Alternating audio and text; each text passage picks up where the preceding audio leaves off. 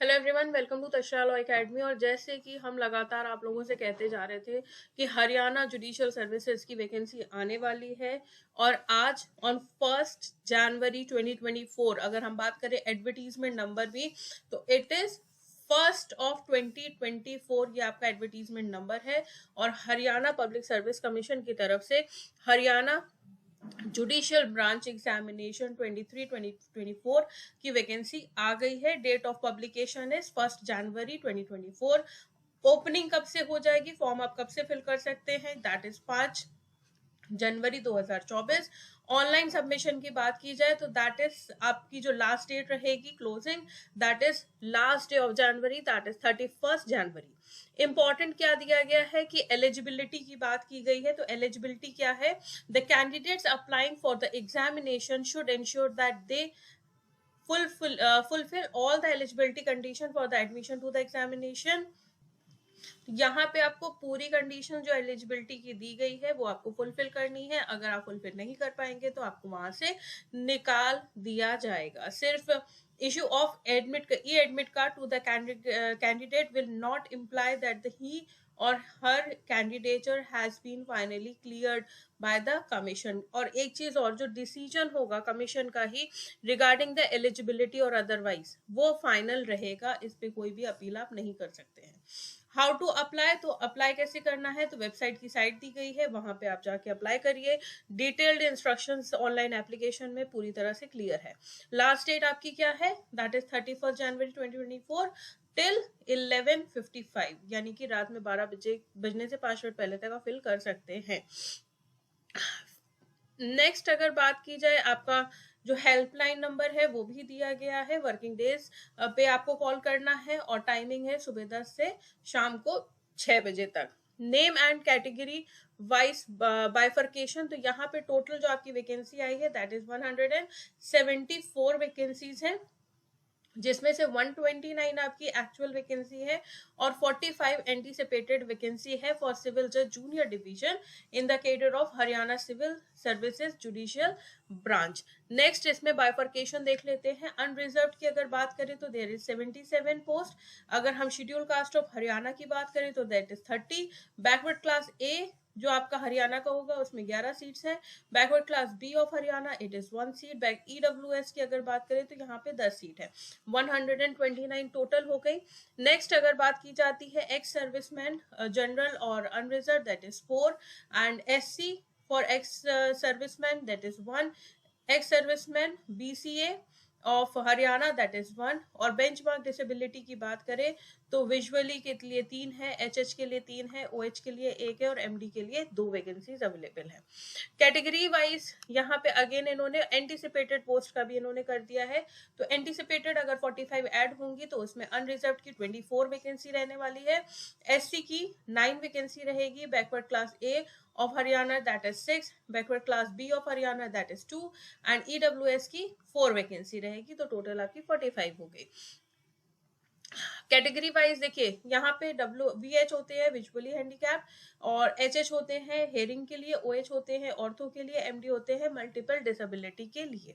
Next अगर बात की जाती है दैट इज की जो टेंटेटिव शेड्यूल रहेगा, तो यहाँ पे प्री के लिए भी इन्होंने एक क्लियरिटी दी है कि जो आपका प्री है एंटीसिपेटेड है कि वो 3 मार्च को कंडक्ट हो जाएगा टेंटेटिवली। मेंस एग्जामिनेशन जो आपका रहेगा वो जून या जुलाई के बीच में कभी होगा, और उसी के बाद आपका इंटरव्यू की डेट डिक्लेयर की जाएगी, अनाउंस की जाएगी। तो 3 मार्च को आपका प्री का पेपर टेंटेटिव है कि हो जाएगा। सेंटर ऑफ एग्जामिनेशन की बात करें तो प्री और मेंस के जो सेंटर होंगे वो इन ड्यू कोर्स आपको बता दिए जाएंगे। प्लान ऑफ एग्जामिनेशन, तो यहाँ पे जो प्रिलिमिनरी एग्जामिनेशन होगा that is for the screening only, उसके कोई भी मार्क्स जोड़े नहीं जाएंगे। प्रिलिमिनरी एग्जामिनेशन आपके 2 आवर्स का रहेगा and it consist of 125 questions. 4 number का एक क्वेश्चन रहेगा। और नेगेटिव मार्किंग की बात करें तो 0.8% की नेगेटिव मार्किंग, दैट इज 20% की, या कहा जाए तो 1/5 की नेगेटिव मार्किंग रहेगी। एक चीज जो बहुत इंपॉर्टेंट है कि हर एक क्वेश्चन के 5 ऑप्शन रहने वाले हैं, ABCDE। ये इंपॉर्टेंट है, ध्यान रखना। और वही होता है, डार्क करना होता है। अगर आपने अटेम्प्ट नहीं कर रहे, इफ नॉट अटेम्प्टिंग, तो ये आपको ई वाला सर्किल डार्क करना। ये आपका हरियाणा एडीए में भी यही चीज हुई थी, ठीक है। और अगर आपने फिफ्थ सर्किल को डार्कन नहीं किया तो आपके मार्क्स कट जाएंगे। नेक्स्ट अगर बात की जाए कि any candidate not darken the fifth circle in more than 10%, अगर आपने 13 क्वेश्चन में नहीं किया डार्कन तो आप डिस्क्वालीफाई हो जाओगे। नेक्स्ट अगर बात की जाती है कि फिर आप मेंस में चले जाओगे, द ऑब्जेक्टिव क्वेश्चन का जो सिलेबस रहेगा प्रिलिमिनरी का वो सेम रहेगा जैसे आपका मेंस एग्जामिनेशन का रहेगा। और उसके साथ साथ इसमें आपके करंट के इवेंट्स रहेंगे, नेशनल इंटरनेशनल इंपॉर्टेंस के, इंडियन लीगल रहेगा, कॉन्स्टिट्यूशनल हिस्ट्री, गवर्नेंस, और उसके साथ साथ एनालिटिकल स्किल, रीजनिंग, एप्टीट्यूड। ये डाल देते हैं बट ये पूछते नहीं है यहाँ से। एनालिटिकल जो स्किल्स होती हैं ये तो रहता है, रीजनिंग और एप्टीट्यूड नहीं पूछते हैं, बट पढ़ के जाना, ठीक है। नेक्स्ट अगर बात की जाए कि कितने परसेंट लिया जाएगा, तो यहाँ पे आपसे कहा गया है कि जो आपका प्री रहेगा वो सिर्फ और सिर्फ शॉर्टलिस्ट के लिए रहेगा। यहाँ पे मिनिमम आपको 150 मार्क्स लाने ही लाने हैं। नेक्स्ट अगर बात की जाए, candidates equal to 10% of the vacancy, 10 times of the vacancy advertised shall be ordered। जो आपकी प्री के एग्जामिनेशन में आपकी जितनी वैकेंसी है उसके 10 टाइम्स आप मेंस के बच्चे उसमें फिर अपीयर होंगे। जैसे 174 है तो 174 इतने लिए जाएंगे फॉर द मेंस एग्जामिनेशन में कि बच्चे बैठेंगे इतने, ठीक है। नेक्स्ट अगर बात की जाए आपकी सिलेबस, अब प्री में पुराना है नया है, तो ये आपका आईपीसी सीआरपीसी पे ही है। तो सिविल लॉ 1 होता है, paper 1, CPC is there, Punjab courts act is there, Indian contract act is there, Indian partnership act है, सेल्स ऑफ गुड्स एक्ट है, एसआरए है, एविडेंस है, Haryana urban rent control and eviction act is there. Paper 2 की बात करें तो Hindu law, Muslim law, customary law, law of registration, limitation. Paper 3 is the criminal, IPC CrPC and evidence. पुराना ही act रहेगा, नया कुछ नहीं है। पेपर 4 ये मेंस का है लेकिन law paper is same both ways. फिर इसके बाद आता है पेपर 4 दैट इज इंग्लिश, जिसमें आपका इंग्लिश ऐसे राइटिंग आएगा, प्रिसी आएगा, वर्ड एंड फ्रेजेस आएगा, कॉम्प्रिहेंशन एंड करेक्शन। ये 100 मार्क्स का होता है।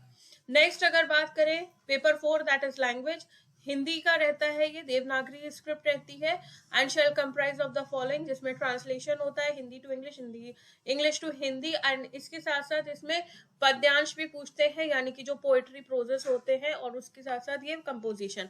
तो ये भी आपका 100 मार्क्स का रहेगा। टोटल 900 मार्क्स का आपका मेंस का पेपर होता है। जो मेंस का पेपर रहेगा वो नरेटिव टाइप का होता है, सब्जेक्टिव होता है, and will be only of English medium. जो लैंग्वेज पेपर है हिंदी है वो आप हिंदी में अटेम्प्ट करेंगे, बाकी पूरा पेपर आपको इंग्लिश में ही अटेम्प्ट करना है। Bare copies of legislative enactment only shall be supplied, यानी कि जो आपके बेयर एक्ट्स होते हैं वो आपको दिए जाएंगे, बाकी का कंटेंट आपको खुद लिखना है। नेक्स्ट अगर बात की जाए कि जो रिटन पेपर है वो 3 घंटे का होता है, और जो आपके स्टैंडर्ड लैंग्वेज पेपर का जो स्टैंडर्ड रहेगा that will be of matriculation examination of board of education, school education Haryana, यानी कि हरियाणा बोर्ड के अकॉर्डिंग रहेगा। वाइवा की अगर बात की जाए तो ये आपका 200 मार्क्स का रहेगा। तो ये आपका टोटल इस तरह से आपका पूरा पेपर इसमें कंडक्ट होने वाला है। एलिजिबिलिटी कंडीशन की अगर बात करें तो यहाँ पे फॉर दिस एग्जामिनेशन कैंडिडेट या तो आपका इंडिया का होना चाहिए, citizen of India, subject of Nepal, subject of Bhutan, subject of Tibetan, जो आपके रेफ्यूजीज होते हैं वो भी हो सकते हैं, persons of Indian origin who has been migrated from Pakistan, Burma, Sri Lanka, ये सारी चीजें हैं, जाम्बिया, ठीक है। नेक्स्ट अगर बात करते हैं दैट इज रिगार्डिंग, नेक्स्ट आते हैं एज लिमिट पे। तो यहाँ पे जो आपकी एज लिमिट है that is should not be less than 21 years, यानी कि आपकी कम से कम एज 21 साल होनी चाहिए, and not more than 42 years, यानी कि अब 2 साल और बढ़ा दिए इन्होंने। तो यहाँ पे मैक्सिमम 42 रखी है, मिनिमम 21 रखी है, ऑन एंड बिफोर 31/1/2024, यानी कि last date of your filing the form. Category wise अगर रिलैक्सेशन की बात की जाए तो शेड्यूल कास्ट को 5 साल का रिलैक्सेशन है, और अगर बैकवर्ड क्लास की बात करें तो उसको भी 5 साल का रिलैक्सेशन है। डिसेबल्ड पर्सन है उन्हें भी 5 साल का रिलैक्सेशन है इन एज, और उसके साथ साथ और भी रिलैक्सेशन मिलेगा, but maximum 52 years. Wife of a military personnel 5 साल का रिलैक्सेशन है। विडोअर है, लीगली डिवोर्स्ड है, 5 साल का रिजर्वेशन रिलैक्सेशन मिलेगा। सेपरेटेड है तो भी 5 साल का मिलेगा। अनमैरिड है तो भी 5 साल का रिलैक्सेशन मिलेगा। एक्स सर्विसमैन है तो यहाँ पे अगेन 3 साल का मिलेगा, लेकिन मैक्सिमम 5 साल का मिल सकता है। देयर आर द कंडीशंस, आप उसको देख लीजिएगा। और हु हैव ऑलरेडी वर्कड और प्रेजेंटली वर्किंग, कॉन्ट्रैक्ट में है या डेली बेसिस पे है, वर्क चार्ट में है, कहीं पे भी, which is in the any kind of institution या गवर्नमेंट उसमें है, तो एज रिलैक्सेशन आपको दिया जाएगा equivalent to the post of ad hoc और कॉन्ट्रैक्ट। मैक्सिमम 52 ईयर्स तक आप अप्लाई कर सकते हैं। नेक्स्ट अगर बात की, अच्छा ये तो एक्स सर्विसमैन का आपका डेफिनेशन दे दिया गया है। एविडेंस कैसे दिया जाएगा, तो मैट्रिकुलेशन सर्टिफिकेट जो आपका होता है, इक्विवेलेंट एकेडमिक सर्टिफिकेट होता है, उसी के अकॉर्डिंग रहेगा। एंड एजुकेशनल की अगर बात की जाए, यस एजुकेशनल सर्टिफिकेट देख लीजिए। तो यहाँ पे अगर मिनिमम एजुकेशन क्वालिफिकेशन की बात की जाए तो आपका सिविल जज जूनियर डिवीजन के लिए किसी भी इंस्टीट्यूट से आपको degree of bachelor of law होना चाहिए from the university established by the law, approved and recognised by bar council of India on or before the closing date, यानी कि 31/1/2024 से पहले तक आपका ये चीजें होनी चाहिए। And degree and expression degree of bachelors of law means जो वो डिग्री जो कि एंटाइटल्ड, वो कैंडिडेट एंटाइटल्ड है भाई।